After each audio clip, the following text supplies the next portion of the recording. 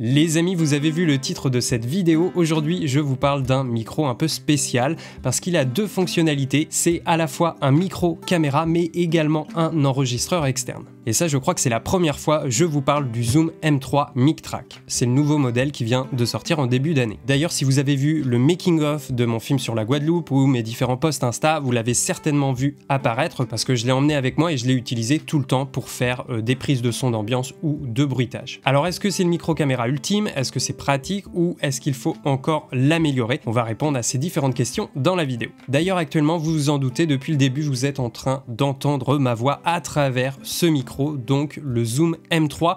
La config est très simple. Comme c'est un enregistreur, eh bien, j'ai pas besoin forcément de le positionner sur la caméra. Là, je m'en sers pour faire une voix off, pour faire cette voix un peu de face caméra. Et donc, je l'ai simplement positionné sur un mini trépied. J'enregistre en externe directement sur le micro, mais je l'ai quand même relié en micro jack à ma caméra. Donc là, je me filme avec l'A7 IV et donc j'envoie également un signal à la caméra. Ça, c'est un son de sécurité et puis ça sera surtout utile pour la synchronisation. Alors, première caractéristique qui va nous intéresser, c'est le format d'enregistrement. Le Zoom M3, donc ce micro, en externe, il va enregistrer un fichier WAV 32 bits à virgule flottante. C'est un format qui est de plus en plus présent sur les enregistreurs aujourd'hui. On a un fichier de très bonne qualité et surtout, ça nous permet d'obtenir une plage dynamique étendue. Pour les bruits faibles et les bruits forts, on va pouvoir ajuster les niveaux tout en préservant la qualité d'enregistrement. Je te montre un exemple tout de suite. Je n'ai touché à rien sur le micro. À présent, je vais parler beaucoup moins fort. Là, je suis en train de chuchoter, hein. Vraiment, je parle beaucoup moins fort qu'avant et je vais te faire une capture d'écran de la waveform. Tu vas voir qu'on va pouvoir vraiment remonter, normaliser les niveaux audio, retrouver un niveau correct, alors que là, pourtant, je parle vraiment pas fort, hein. Je suis en train de chuchoter et ça va être la même chose si je parle beaucoup plus fort. Je peux même me rapprocher un petit peu du micro. Là, je parle beaucoup plus fort. Imaginons que je suis en train de commenter un match, on est dans un jeu vidéo. Souvent, voilà, évidemment, les niveaux, ce sont pas toujours les mêmes. On peut avoir de la saturation. Et bien là, c'est l'intérêt du 32 bits, c'est qu'on n'aura jamais de saturation. Même si sur la waveform, vous voyez que ça crache, qu'il y a une saturation, et bien avec ce fichier 32 bits qui a une plage dynamique très large, très importante, on va pouvoir descendre les niveaux et normaliser tout simplement notre enregistrement. Ensuite, le 32 bits à virgule flottante, ça veut dire qu'on n'a pas besoin de contrôler notre enregistrement, de contrôler le gain, les niveaux d'enregistrement. D'ailleurs, tu peux voir que sur le micro, physiquement, il n'y a aucune molette de contrôle du gain. On peut tout simplement pas régler les niveaux. Il y a le volume du casque d'un côté, mais c'est tout. On ne contrôle pas le gain sur un enregistrement 32 bits. On laisse faire le micro au tournage et c'est vraiment en post-production qu'on va normaliser les niveaux. Donc ça, c'est intéressant pour les vidéastes qui opèrent seuls sur un tournage, qui gèrent plusieurs choses, le cadre, la lumière et le son. Et bien là, avec ce micro, on n'aura pas à se soucier des niveaux audio. Évidemment, ça reste un micro caméra, donc le point de vue, c'est toujours sur votre caméra. Mais par contre, vous n'aurez pas à ajuster le gain en fonction du type de sujet que vous aurez devant vous. Moi, en Guadeloupe, j'étais tout seul. Le son, pour moi, c'était très important. J'avais besoin de ces ambiances sonores parce qu'il n'y avait pas de dialogue, pas de voix off, mais uniquement, voilà, des ambiances sonores et des bruitages. Donc, c'était important pour moi d'avoir un bon micro. Mais en même temps, j'étais tout seul. Ça allait très vite. J'avais plein d'environnements différents. Donc, ne pas avoir le casque sur la tête et ne pas avoir à se soucier des niveaux d'enregistrement, ça, c'est un luxe qu'on va quand même pas se refuser. Donc, ça, c'est l'enregistrement externe. Ensuite, comme je vous l'ai dit, on a une prise micro jack. Donc, on peut totalement relier, évidemment, ce micro, ça reste un micro caméra à notre boîtier. Là, par exemple, le micro est relié à mon A7 IV. J'ai juste utilisé un câble un petit peu plus long, voilà, pour pouvoir prendre un peu de distance par rapport à ma caméra. Donc, on peut enregistrer en externe directement sur le micro tout en envoyant un signal à notre caméra, à notre boîtier, de manière à avoir un son de référence. Et je parle bien de son de référence, hein, c'est vraiment un enregistrement de sécurité. Il faut savoir que le format 32 bits, on peut pas l'enregistrer sur une caméra, c'est forcément sur un enregistreur externe. Donc le signal qui est envoyé à notre boîtier, ce n'est pas du 32 bits, mais ça va être du 16 ou 24 bits. Donc là, c'est le workflow habituel, on a moins de latitude en post-prod, hein. Si le son sature à l'enregistrement, là, il sera perdu sur le signal qui est envoyé au boîtier. Donc c'est vraiment un son de référence, un enregistrement de sécurité. Là, l'intérêt, évidemment, si vous prenez ce micro, c'est de passer par l'enregistrement externe. Je vous fais écouter la différence entre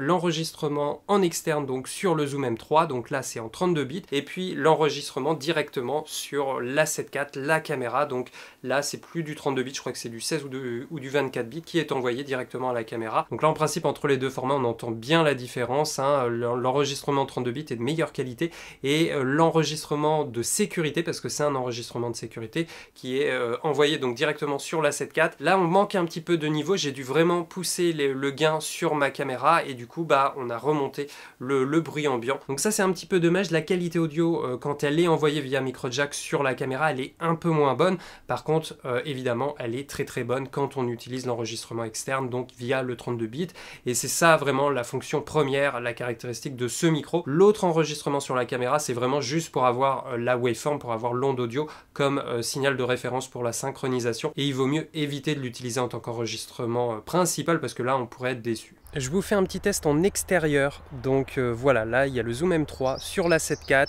je suis en extérieur, je suis dans le jardin, il y a une nationale, il y a une route pas très loin, donc là on entend un petit peu de tout. Moi j'entends les oiseaux au casque. Là il pleut pas, non ça va, il n'y a pas trop de vent, et donc c'est vraiment un exemple d'enregistrement en extérieur. Alors je vous fais une alternance, hein, je vous fais écouter à la fois l'enregistrement en externe, donc qui enregistre sur le Zoom M3, et puis l'enregistrement via le micro jack sur l'A7 IV, qui lui, de ce que j'entends au casque, est un petit peu moins bon. En tout cas il y a beaucoup plus de bruit, hein, beaucoup plus de bruit de fond. Comme on ne peut pas régler la sortie, le gain sur le micro, du coup on est obligé de compenser avec les préamplis de l'A7 IV, de notre caméra. Et là je peux vous dire que je les ai plutôt poussés de manière assez élevée pour avoir un minimum d'enregistrement de niveau sur l'enregistrement, en tout cas celui qui part du micro à la caméra. Sinon pour le 32 bits flottante, hein, l'enregistrement en externe, il n'y a pas du tout de soucis, c'est vraiment très propre. Donc voilà, je vous le fais écouter, là c'est un exemple, hein, en extérieur ça fonctionne bien.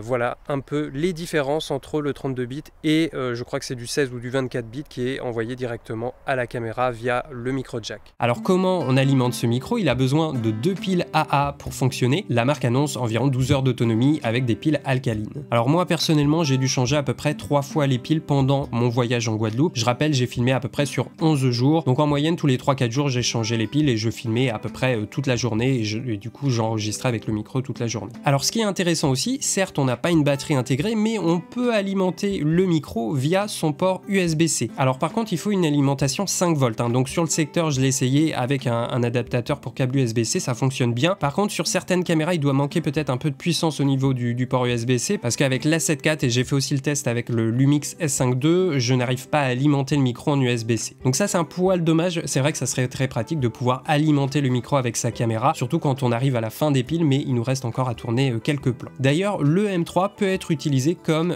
micro USB, hein, on le branche en USB-C directement à l'ordinateur et on va pouvoir récupérer le signal. Alors ça sera la même chose que pour la caméra, le signal récupéré ça sera du 24 bits à 48 kHz. Par contre là encore on peut toujours enregistrer donc avec le micro USB directement sur son ordinateur, ainsi que l'enregistrement externe directement sur le micro.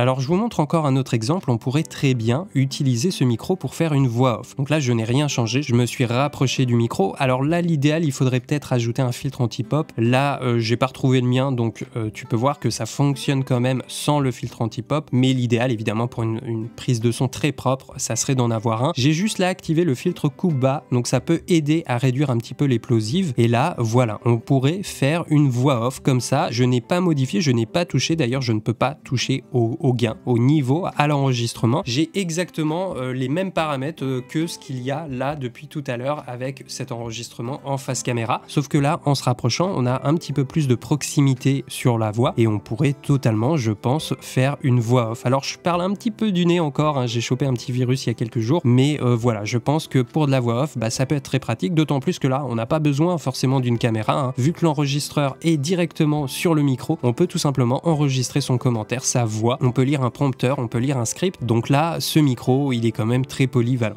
Alors c'est quoi les commandes sur le micro? C'est très simple, on a le bouton power, on a le bouton d'enregistrement, donc la diode est verte quand le micro est prêt à être utilisé et elle devient rouge au moment où on enregistre. Ensuite on a un bouton stéréo, on va pouvoir régler la largeur de la stéréo, donc 90 degrés, 120 degrés, ou alors on reste en mono. Ensuite on a un coupe bas, donc ça va être utile pour réduire les bruits du vent ou encore l'explosive. On a également également un bouton de lecture, on va pouvoir écouter le dernier fichier enregistré. Et sur le côté droit, on a une sortie casque avec les touches de volume et de l'autre côté, on a la prise de sortie micro jack ainsi qu'un port USB-C. Alors au niveau du stockage, ça se passe à l'arrière du micro. On va utiliser une carte micro SD. Donc ça c'est pour l'enregistrement externe. Donc c'est plutôt pratique, hein. Pour vous donner une idée, sur 10 jours, j'avais à peu près 10 Go de fichiers Wave au niveau de l'enregistrement. Par contre, encore une fois, je n'ai pas fait de prise en continu, hein. C'était pas une interview où il n'y avait pas de dialogue de voix off, c'était vraiment des bruitages et des sons d'ambiance. Alors par contre, prévoyez un petit peu plus large au niveau du stockage. Il faut prendre en compte qu'on aura en fait le fichier en double parce que sur la carte, vous aurez également un dossier qui va s'appeler MS-RAW. C'est le même fichier, sauf que celui-là, on a la possibilité de modifier la largeur stéréo en post-production sur leur application. Et ça, même si on a enregistré en mono au tournage, donc c'est quand même très intéressant. Là, moi, il est équipé d'une carte 128 Go. Pour la Guadeloupe, ça a été largement suffisant. Je ne l'ai même pas rempli à un quart. Donc là, justement, je viens de vous parler de cette application que propose la marque. C'est gratuit, ça se télécharge sur leur site. Donc sur cette application, on peut voir le firmware du produit, le type de batterie utilisée. On peut régler une option pour que le micro s'éteigne automatiquement au bout d'un certain délai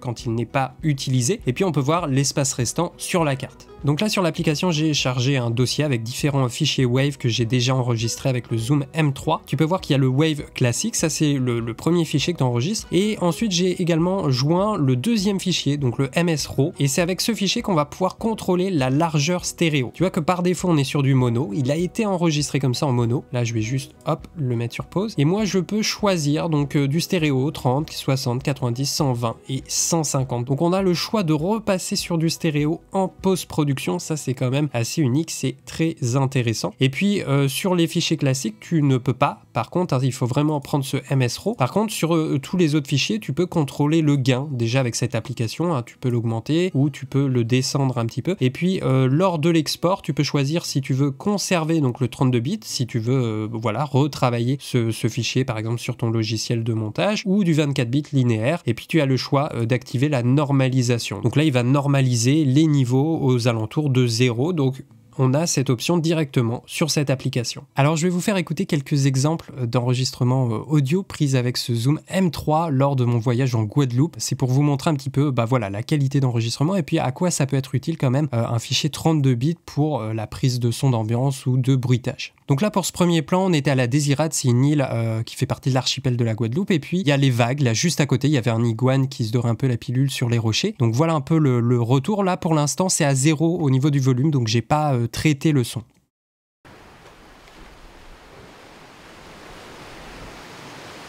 Donc là, éventuellement, on pourrait se dire que c'est peut-être un peu faible. Et bien, avec le 32 bits, on a vraiment l'opportunité de régler comme on veut les niveaux. Donc là, je peux peut-être ajouter un peu plus.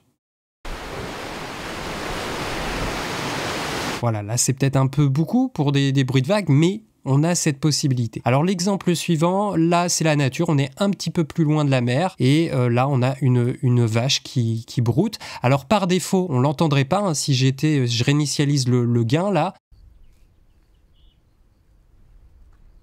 On entend un petit peu l'arbre arraché si vous êtes au casque, mais c'est quand même très faible. Là l'intérêt du 32 bits, c'est que je vais vraiment pouvoir retrouver des informations à ce niveau-là.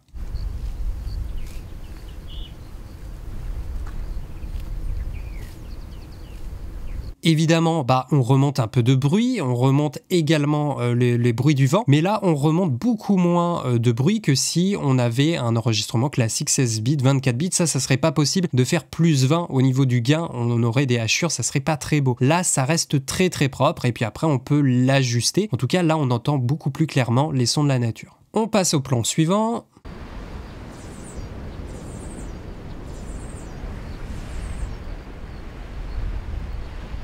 Donc là, voilà, on a les insectes, un petit peu les oiseaux, on entend le bruit de la mer et on a le loisir de diminuer le gain ou de l'augmenter.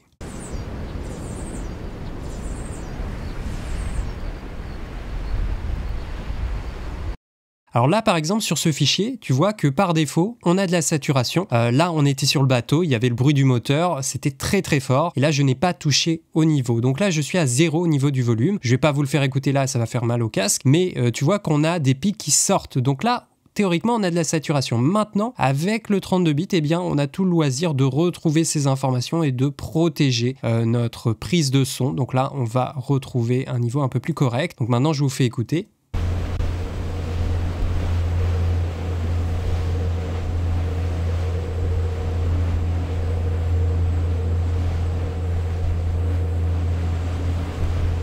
Voilà, là on a vraiment protégé, on n'a pas de saturation, pas de hachure, pas de pic, et on a pu vraiment normaliser les niveaux et retrouver toutes les informations dans cet enregistrement. Je vous remontre encore un autre exemple, ça c'était dans le parc, on avait un peu de personnes qui parlaient en arrière-plan, mais on a l'eau qui coule et je trouve que c'est assez joli, je pourrais même l'augmenter un peu plus.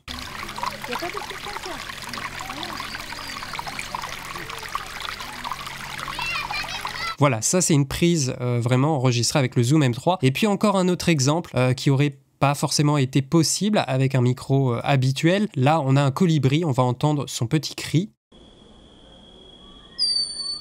Et voilà, là c'est super, on avait vraiment une ambiance très très calme avec peu de bruit. Il y a des chances que le cri aurait peut-être saturé ou alors j'aurais été trop faible, je ne sais pas. En tout cas là avec le 32 bits, on a vraiment beaucoup plus de possibilités au mixage. Alors le produit, il n'est pas parfait, on peut quand même l'améliorer, j'ai noté 2-3 choses. Déjà, moi, pendant mon voyage en Guadeloupe, par 2 fois, la vis au niveau du support au centre, elle s'est un peu dévissée. Alors le micro est pas tombé, mais quand ça se dévisse, du coup on a du jeu et on perd l'effet de support, hein, donc ça c'est un risque de transmettre du bruit, des vibrations au micro. Alors la première fois ça s'est passé en rando, hein, évidemment je tiens le boîtier à longueur de journée à la main, donc il peut avoir des à-coups ou quand il est au cou avec la sangle. Et puis la deuxième fois c'était à la soufrière, il pleuvait énormément, il y avait beaucoup de vent qui se prenait dans la bonnette, donc il y a une tension en permanence sur le micro. Et puis de temps en temps je le mettais sous le kawaii, donc pareil avec les frottements il y avait une tension sur le micro et c'est après ça où il s'est un peu dévissé. Alors c'est pas compliqué, on enlève le micro du support et on le revisse en faisant un peu attention au patin de la vis parce que ça m'a l'air assez fragile. Mais du coup ça sur place c'est un peu embêtant, moi j'avais pas mon laserman donc il faut trouver un tournevis. Donc voilà, je sais pas ce qui pourrait régler à ce niveau là, mais je vous fais un retour d'expérience quand même. Alors après je pense qu'on peut rajouter une rondelle de protection pour pouvoir visser encore plus fort sans abîmer le support, mais de base c'était pas proposé dans le kit.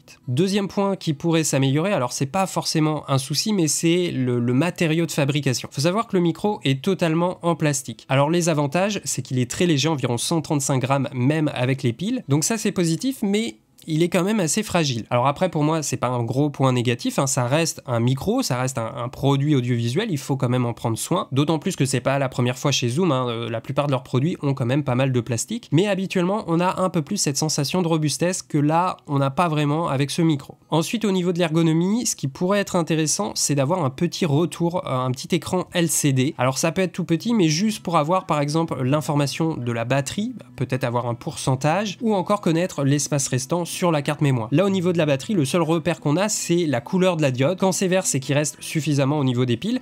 Quand ça commence à clignoter orange un peu lentement, c'est que là la pile est quand même assez faiblement chargée, et quand ça clignote orange très rapidement, là c'est qu'on arrive en fin de vie des piles. Donc c'est pas vraiment très précis, et ce qui pourrait être bien c'est d'avoir un autre repère lumineux au niveau de l'enregistrement, mais à l'arrière du micro, parce que là le seul témoin lumineux c'est celui qui se trouve à côté du bouton d'enregistrement. Il devient rouge quand on le lance, mais il est au-dessus du micro, ce qui fait que quand on filme à hauteur de visage, à hauteur des yeux, eh bien on n'a pas la diode, on est obligé de regarder par-dessus. Donc ça m'est arrivé quelquefois d'oublier de lancer la prise ou inversement de l'éteindre. Et puis justement on arrive à ma dernière remarque. Pour moi le plus compliqué, le plus énervant avec ce micro, c'est qu'on est obligé de lancer 2 enregistrements. On est obligé de lancer le rec de la caméra mais également le rec sur le micro à chaque prise. Donc ça sur le terrain, dans la pratique c'est un peu embêtant. Je vous avoue que c'est un coup à prendre, au bout d'un moment tu as ce réflexe, tu lances la caméra, tu lances le micro, tu perds pas énormément de temps mais il faut y penser, et mine de rien moi ça m'est arrivé quand même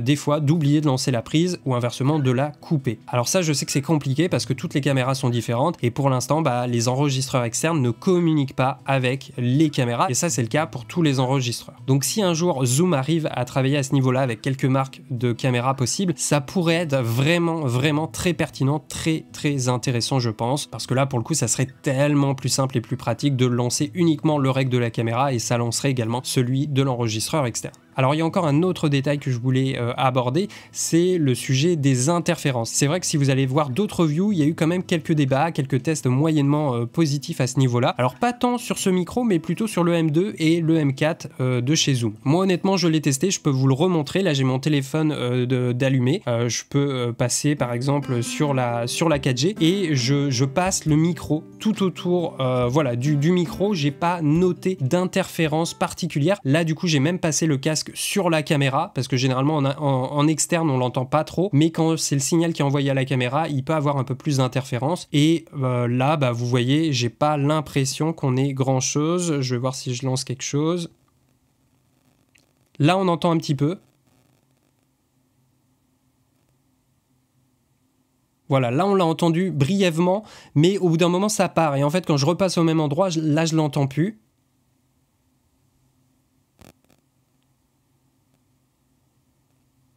Voilà, là on l'a entendu, par exemple, mais là j'ai vraiment le téléphone à 5 cm du micro. Si je le recule, on peut faire le test. Là je suis à 20 cm.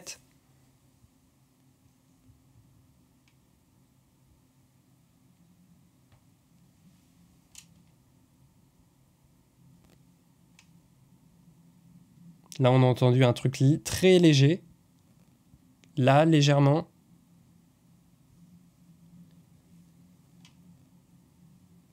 Donc on entend très légèrement quelque chose de manière assez aléatoire, et encore là je suis passé sur l'enregistrement. Donc moi je vous livre vraiment ce que j'ai pu expérimenter de mon côté, je l'ai emmené devant un micro-ondes et tout. J'ai eu vraiment très peu d'interférences, quasiment pas, ou alors quand il y en a eu, c'était vraiment infime où ça a duré quelques secondes. Alors au niveau du prix, on le trouve à 229 €. Ça me paraît pas excessif pour un produit qui fait à la fois micro-caméra et enregistreur externe. Donc pour moi dans l'ensemble, c'est vraiment une belle découverte. D'ailleurs, je remercie un des abonnés, j'ai plus le nom, mais je le remercie grandement parce que c'est lui qui m'a donné l'idée de tester ce micro. Et c'est vrai que c'est très intéressant hein, le concept de mélanger l'enregistreur directement sur le micro-caméra. Pour moi, c'est très pertinent et c'est certainement l'avenir des micro-caméras. On a du 32 bits, donc on a un format avec une plage dynamique vraiment très importante. Et en tant que vidéaste, généralement sur les petits projets, on n'a pas systématiquement un ingénieur du son, un preneur de son. Donc là, c'est très utile d'avoir une bonne qualité d'enregistrement, mais surtout ne pas avoir à se préoccuper du gain. Et ce qui est bien, c'est que en fait, ça devient un enregistreur, un micro portable. Tu peux l'utiliser comme ça facilement sur un micro trépied. Donc par exemple, pour faire un face caméra, pour faire une voix off, on l'a vu, pour faire un commentaire audio, pourquoi pas l'utiliser en tant que micro USB pour du gaming, du streaming, pour une visio, une conférence. Je pense qu'on peut avoir vraiment beaucoup d'usages différents. Alors quand on utilise l'enregistrement externe, il y a une synchronisation à faire, mais à partir du moment où vous avez un son de référence, ça se fait très facilement dans n'importe quel logiciel, et là on obtient vraiment un rendu de très bonne qualité. Alors je tiens à rappeler que ce n'est pas un micro magique, hein. Le 32 bits c'est pas le format magique. C'est hyper intéressant parce qu'on a cette plage dynamique, donc on a nos sons faibles et nos sons forts qui sont protégés. Par contre, une bonne prise de voix ne se résume pas uniquement à la qualité du micro, et loin de là, mais avant tout au placement du micro. Là ça reste un micro caméra, donc on aura un très bon son pour un micro caméra, mais je rappelle que pour une prise de voix, l'idéal c'est d'avoir le micro au plus proche de la voix. Donc soit là on accepte le micro dans le champ, donc on peut être vraiment proche, ou alors sur une perche juste au-dessus, légèrement hors champ, mais c'est de cette manière qu'on obtient une bonne prise de son. Et puis c'est un micro qui pourrait être utilisé par exemple pour des vidéos de mariage. Donc déjà le micro caméra il va capturer un peu l'ambiance, c'est un enregistrement de sécurité. Si par exemple pour l'échange des vœux, les discours, on a un des micro-cravates qui est défectueux, ou alors il y a trop de frottement parce qu'on l'a mal positionné, il y a de fortes chances qu'on puisse récupérer et utiliser l'enregistrement du Zoom M3, et ça serait pas forcément le cas sur un micro caméra classique parce que généralement on prend un petit peu de distance, on est quand même à peut-être 5-6 mètres, une dizaine de mètres, et donc là on peut remonter quand même pas mal de bruit. Voilà les amis, c'est le Zoom M3 Mic Track. J'attends vos retours dans les commentaires. Qu'est-ce que vous pensez de ce type de micro? Est-ce que vous l'avez déjà testé? Est-ce que vous l'avez commandé? Est-ce qu'il vous intéresse? Comment vous l'utiliseriez? Qu'est-ce que vous feriez potentiellement pour l'améliorer? Ça serait quoi le micro parfait pour vous? Voilà, comme d'habitude, vous avez les liens en description. C'était Benjamin avec Derrière la caméra. Ciao les artistes!